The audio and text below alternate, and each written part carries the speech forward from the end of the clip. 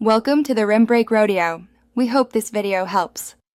In this video, I will show you how to replace a headlight on a Toyota Tacoma. First, let's gather our tools.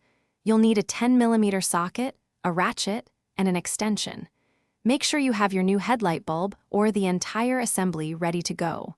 Always park your truck on a level surface and engage the parking brake for safety before you begin any work.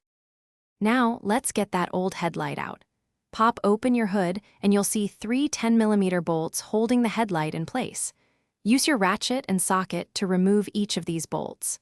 Once they are out, gently pull the entire headlight assembly forward. This will give you access to the electrical connectors. Simply press the release tabs and disconnect all the wiring harnesses.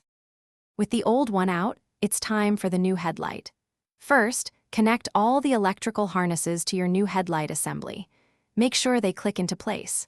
Next, carefully align the new assembly with the mounting points on your truck. Push it firmly until it sits flush.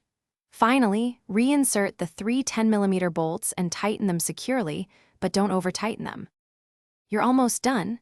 Now, turn on your vehicle and test both the high and low beams of your new headlight to ensure everything is working correctly.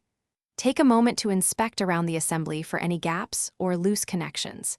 If your headlights seem off, you might need to adjust their aim for optimal visibility. Remember to properly dispose of your old headlight bulb or assembly. Thanks for watching. Consider subscribing if we helped you.